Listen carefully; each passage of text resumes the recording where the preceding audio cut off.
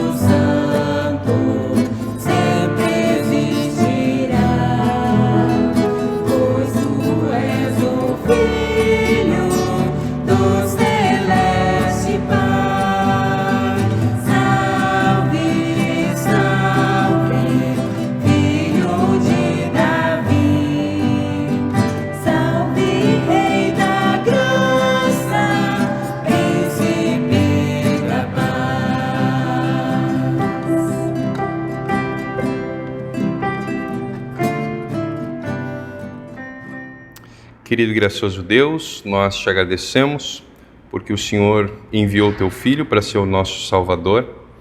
Pedimos que o Senhor perdoe os nossos pecados e que continue nos levando sempre ao arrependimento e continue estendendo a nós o perdão que Cristo conquistou por nós na cruz. Em nome do Pai, e do Filho e do Espírito Santo. Amém. O salmo de hoje é o Salmo 118, do versículo 19 até o versículo 29. Texto que diz: abram os portões do templo para mim, e entrarei e louvarei o Senhor. Este é o portão do Senhor, somente os que lhe obedecem podem entrar por ele. Ó Deus, eu te louvo porque me escutaste e me deste a vitória. A pedra que os construtores rejeitaram veio a ser a mais importante de todas. Isso foi feito pelo Senhor e é uma coisa maravilhosa. Esse é o dia da vitória de Deus, o Senhor. Que seja para nós um dia de felicidade e alegria. Salva-nos, ó Senhor, salva-nos. Dá-nos prosperidade, ó Deus. Que Deus abençoe aquele que vem em nome de Deus, o Senhor. Daqui, do templo do Senhor, nós abençoamos todos vocês. O Senhor é Deus. Ele é a nossa luz. com ramos nas mãos, comecem a festa e andem em volta do altar. Tu és o meu Deus, eu te louvarei. Tu és o meu Deus, eu anunciarei a tua grandeza. Deem graças a Deus o Senhor, porque Ele é bom e porque o seu amor dura para sempre. Amém. O texto do Antigo Testamento está no profeta Zacarias, capítulo 9, do versículo 9 até o versículo 12, texto que diz: Alegre-se muito, povo de Sião, moradores de Jerusalém, cantem de alegria, pois o seu rei está chegando. Ele vem triunfante e vitorioso, mas é humilde e está montado num jumento, num jumentinho, filho de jumenta. Ele acabará com os carros de Israel e com a cavalaria de Jerusalém. Os arcos e as flechas serão destruídos. Ele fará com que as nações vivam em paz, e o seu reino irá de um mar a outro, e desde o rio Eufrates até os fins da terra. O Senhor Deus diz: moradores de Jerusalém, eu fiz uma aliança com vocês que foi selada com sangue. Por isso, eu vou tirar o seu povo do cativeiro, daquele poço sem água. Prisioneiros, voltem para a sua fortaleza. Voltem todos os que ainda têm esperança, pois eu vou dar 2 vezes mais bênçãos do que os castigos que vocês receberam. Até aqui o texto do Antigo Testamento. O texto da epístola de hoje está em Filipenses, capítulo 2, do versículo 1 até o versículo 11, texto que diz: Por estarem unidos com Cristo, vocês são fortes, o amor dele os anima e vocês participam do Espírito de Deus. E também são bondosos e misericordiosos uns com os outros. Então, peço que me deem a grande satisfação de viverem em harmonia, tendo um mesmo amor e sendo unidos de alma e mente. Não façam nada por interesse pessoal ou por desejos tolos de receber elogios, mas sejam humildes e considerem os outros superiores a vocês mesmos. Que ninguém procure somente os seus próprios interesses, mas também os dos outros. Tenham entre vocês o mesmo modo de pensar que Cristo Jesus tinha. Ele tinha a natureza de Deus, mas não tentou ficar igual a Deus. Pelo contrário, ele abriu mão de tudo o que era seu e tomou a natureza de servo, tornando-se assim igual aos seres humanos e vivendo a vida comum de um ser humano. Ele foi humilde e obedeceu a Deus até a morte, e morte de cruz. Por isso Deus deu a Jesus a mais alta honra e pôs nele o nome que é o mais importante de todos os nomes, para que, em homenagem ao nome de Jesus, todas as criaturas no céu, na terra e no mundo dos mortos caiam de joelhos e declarem abertamente que Jesus Cristo é o Senhor, para a glória de Deus Pai. Amém. O evangelho de hoje encontramos em Marcos, capítulo 11, do versículo 1 até o versículo 10, texto que diz: Quando Jesus e os discípulos estavam chegando a Jerusalém, foram até o Monte das Oliveiras, que fica perto dos povoados de Betfagé e Betânia. Então Jesus enviou 2 discípulos na frente, com a seguinte ordem: Vão até o povoado que fica ali adiante. Logo que vocês entrarem lá, encontrarão preso um jumentinho que ainda não foi montado. Desamarrem o animal e o tragam aqui. Se alguém perguntar por que vocês estão fazendo isso, digam que o mestre precisa dele, mas o devolverá logo. Eles foram e acharam o jumentinho na rua, amarrado perto da porta de uma casa. Quando estavam desamarrando o animal, algumas pessoas que estavam ali perguntaram: O que é que vocês estão fazendo? Por que estão desamarrando o jumentinho? Eles responderam como Jesus havia mandado. Então aquelas pessoas deixaram que os 2 discípulos levassem o animal. Eles levaram o jumentinho a Jesus e puseram as suas capas sobre o animal. Em seguida, Jesus o montou. Muitas pessoas estenderam as suas capas no caminho e outras espalharam no caminho ramos que tinham cortados nos campos. Tanto os que iam na frente como os que vinham atrás começaram a gritar: Hosana a Deus! Que Deus abençoe aquele que vem em nome do Senhor. Que Deus abençoe o nosso Rei, reino de Davi, o nosso Pai, o reino que está vindo. Hosana a Deus nas alturas do céu. Até aqui as palavras do Evangelho. Creio em Deus Pai Todo-Poderoso, Criador do céu e da terra, e em Jesus Cristo, seu único Filho, nosso Senhor, o qual foi concebido pelo Espírito Santo, da Santa Virgem Maria, padeceu sob Pôncio Pilatos, foi crucificado, morto e sepultado. desceu ao inferno, no terceiro dia ressuscitou os mortos, Subiu aos céus e está sentado à direita de Deus Pai Todo-Poderoso, donde ele vinha julgar os vivos e os mortos. Creio no Espírito Santo, na Santa Igreja Cristã, a comunhão dos santos, a remissão dos pecados, na ressurreição da carne e na vida eterna. Amém.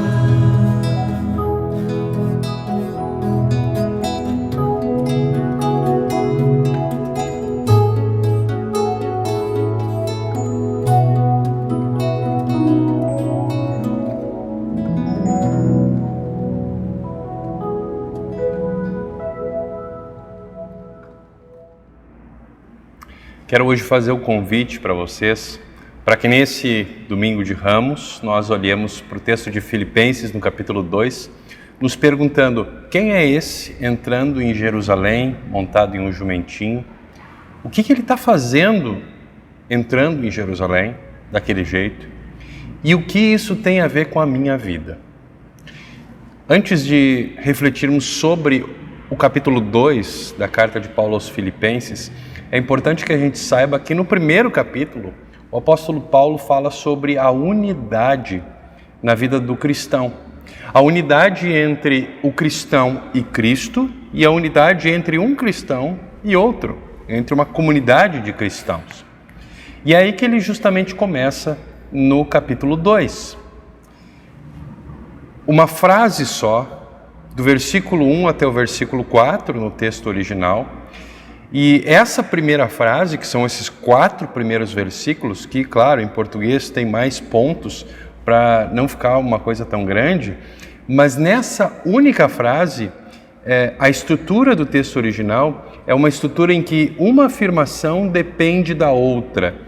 E ela quer nos dizer basicamente que se a primeira coisa é verdade, então a segunda também será. Se a segunda coisa é verdade, também a terceira coisa será, e assim por diante. Olha, se a gente olha para o que o texto está dizendo, a gente vai perceber que o Paulo começa falando a respeito da união daqueles cristãos que estão lendo essa carta com Cristo. Vocês são unidos com Cristo. Por isso, o amor de Cristo os anima. Por isso, vocês participam do Espírito Santo. Por isso, vocês são bondosos e misericordiosos uns com os outros. Por isso, me deem a satisfação de viver em harmonia. Por isso, tenham o mesmo amor, unidos de alma e mente. Por isso, não façam nada por interesse pessoal ou desejo de ser elogiado. E por isso, sejam humildes e considerem os outros superiores a vocês mesmos. E, finalmente, por isso, não procurem os seus próprios interesses, mas os interesses dos outros. O que Paulo queria com essas palavras é que aqueles cristãos lá da cidade de Filipos se perguntassem, afinal de contas, quem somos nós? E nós podemos fazer o mesmo questionamento. Paulo começa falando, vocês estão unidos com Cristo, iniciando com o que ele diz lá no capítulo 1 e no início do capítulo 2. Essa é a identidade de vocês, cristãos da cidade de Filipos. E vocês também, cristãos que estão acompanhando o nosso culto. A nossa identidade está ligada à nossa união com Cristo. E dessa união flui tudo aquilo que nós fazemos como cristãos. Quando o Paulo pergunta para os cristãos de Filipos, o que vocês acham de vocês me alegrarem? Eles provavelmente pensam, sim, é verdade, Paulo, nós queremos te alegrar. Sim, Paulo, nós estamos unidos com Cristo. Sim, Paulo, nós queremos agora completar a sua alegria. E então vem aquilo que Paulo diz no versículo 5. Querem me alegrar? Então tenham o mesmo modo de pensar que Cristo tinha. Quando Paulo faz os cristãos da cidade de Filipos refletirem sobre isso, ele não escreve colocando em dúvida a união deles com Cristo. Até porque Deus não quer que a gente tenha dúvida a respeito da nossa união com Cristo. Deus quer que a gente reflita que a forma como a gente vive, de alguma forma, seja um reflexo da nossa união com Cristo. O apóstolo Paulo escreve o que ele escreve de forma afirmativa, dizendo que essa união daqueles cristãos lá com Cristo já existe. E por isso ele orienta para que exista coerência entre a vida do cristão e a sua união com Cristo. Quer fazer com que o apóstolo Paulo quer, na verdade, fazer com que aqueles cristãos e nós reflitamos sobre isso. Paulo, tudo isso que você me disse é verdade para nós, aqui, cristãos de Filipos. E Paulo vai dizer, já que tudo isso é verdade, deixa eu continuar ensinando vocês. Como é que deve ser a vida de vocês, em que tudo isso que eu citei até agora está presente? E aí ele diz, tenham o mesmo modo de pensar que Cristo tinha. Que o interesse de vocês, que esse interesse próprio, que a vontade de vocês, não seja mais a motivação de vocês. Paulo está falando para uma congregação cristã, mas ele também está descrevendo características da igreja cristã como um todo e de cada cristão em particular. Jesus já havia ensinado aquilo que se chama de regra de ouro.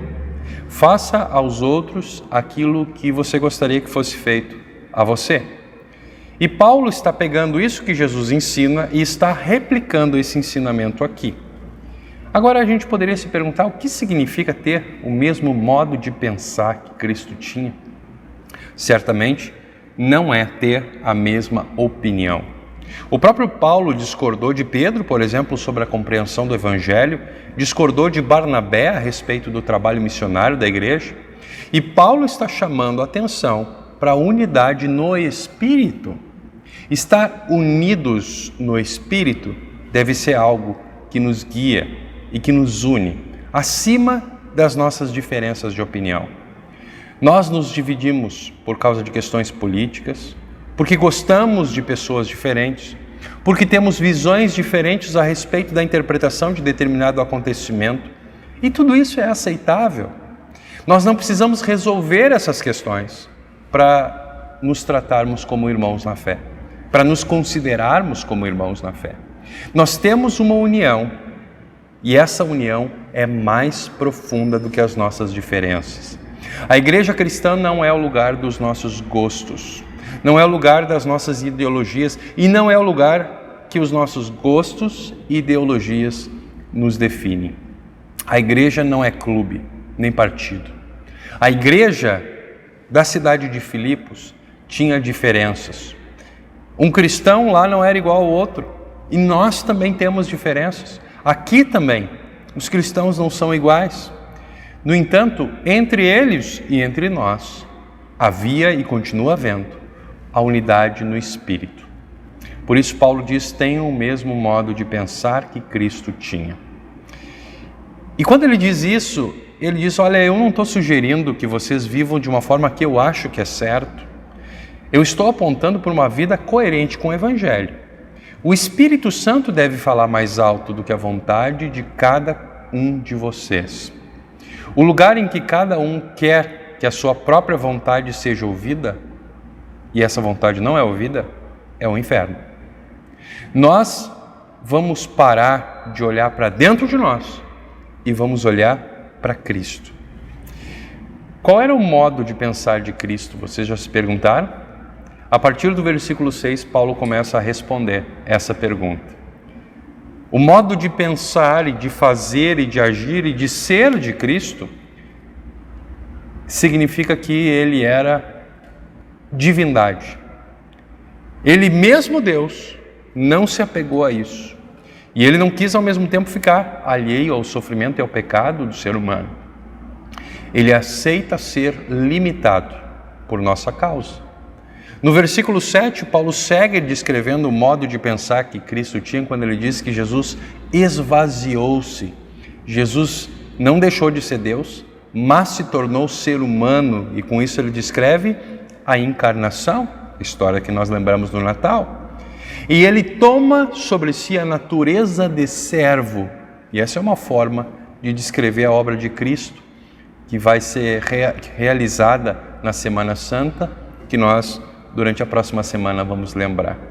No versículo 8, Paulo segue descrevendo o que é esse modo de pensar de Cristo, dizendo que Jesus foi humilde até a morte, e não apenas veio para nos conhecer e viver um tempo aqui entre nós, mas para realizar a obra da nossa salvação. Ele não veio para nos mostrar como é que faz, como é que se conquista a salvação.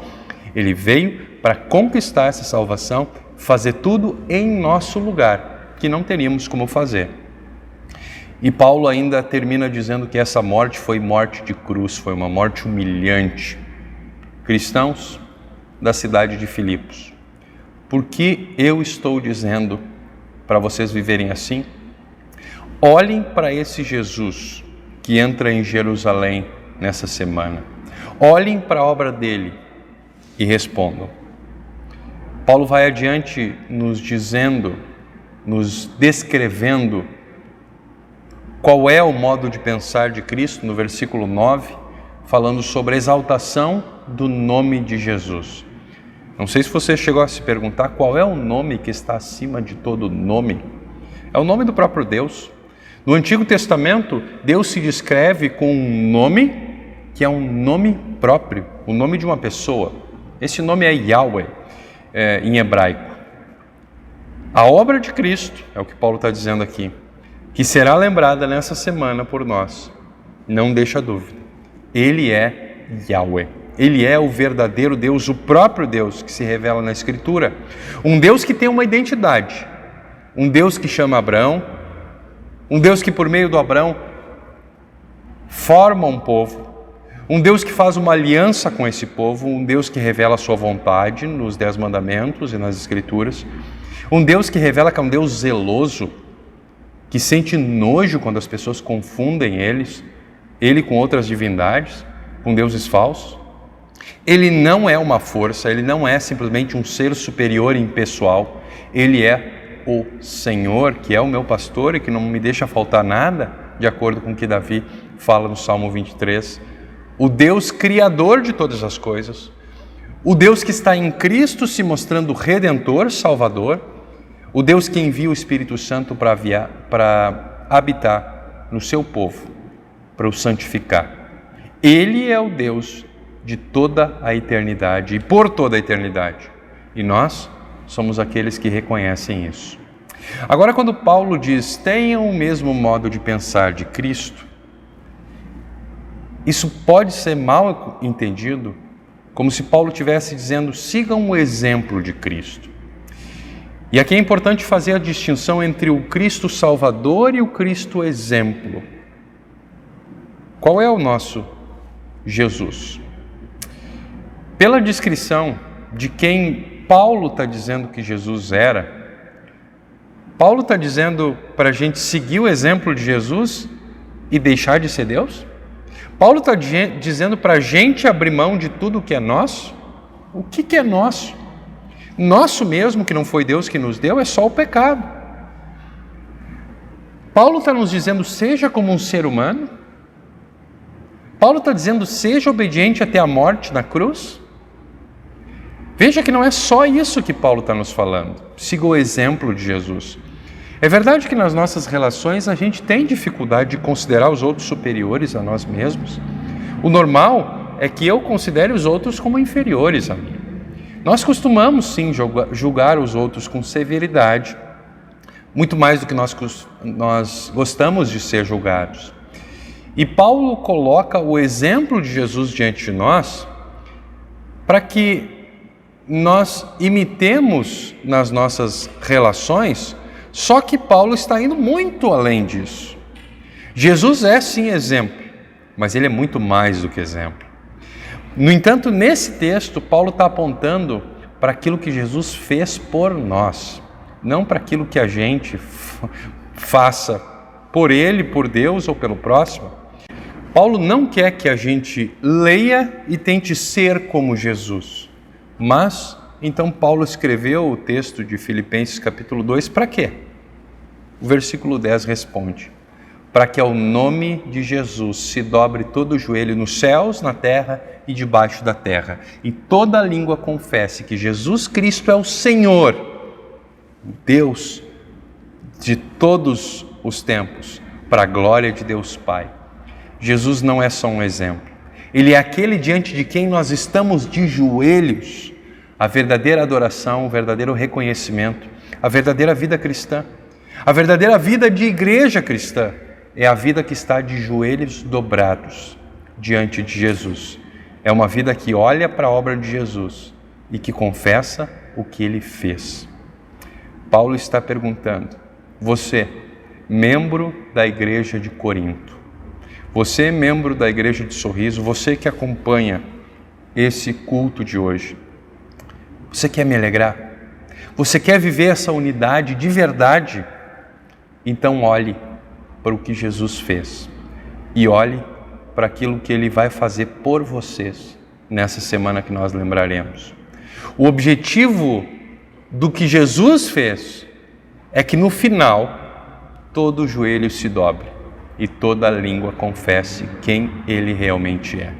Quando nós entendemos que o objetivo do Evangelho é trazer salvação para nós e para aqueles que o ouvem por meio de Cristo, e que o resultado disso não é nos transformar em super-humanos, mas fazer com que os nossos joelhos se dobrem e fazer com que a nossa língua confesse que Ele é o nosso Senhor, então nós teremos unidade da qual Paulo fala.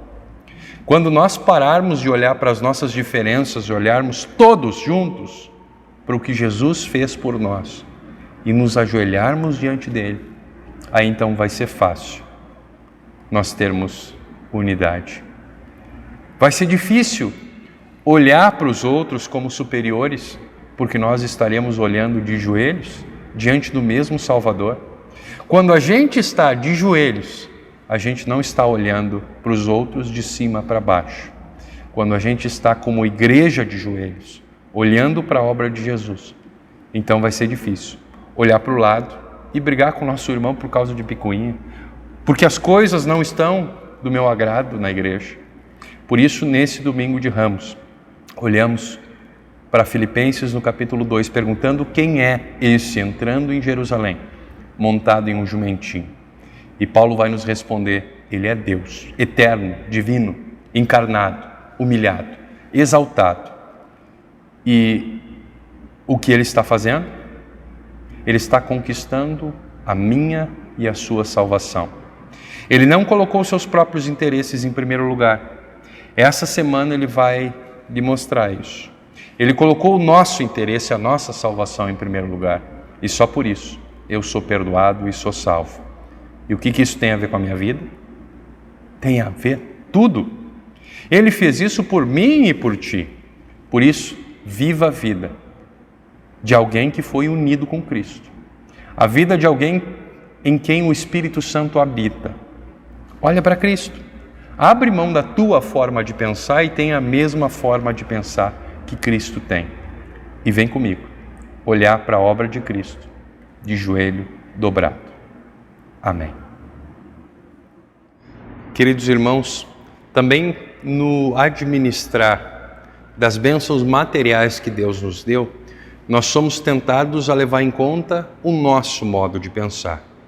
No entanto, também nesse contexto, nós somos convidados pela palavra de Deus a, como cristãos, como aqueles que estão unidos com Cristo, a ter o mesmo modo de pensar que Cristo tinha.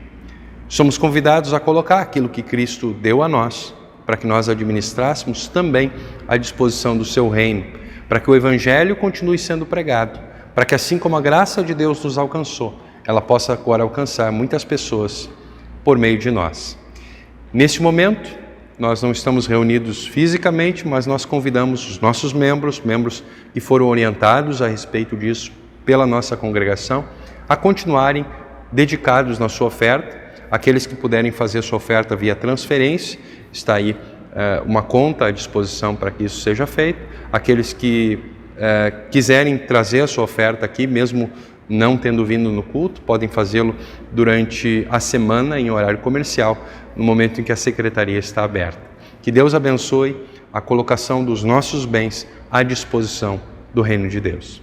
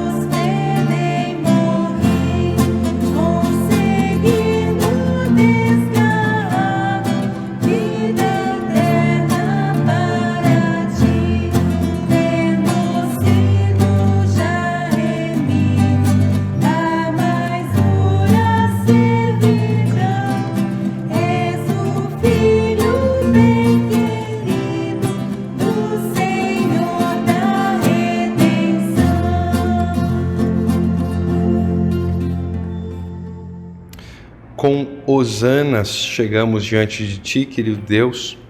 Louvamos-Te por nos enviares o Teu Filho como Rei que veio em teu nome para estabelecer paz entre ti e nós.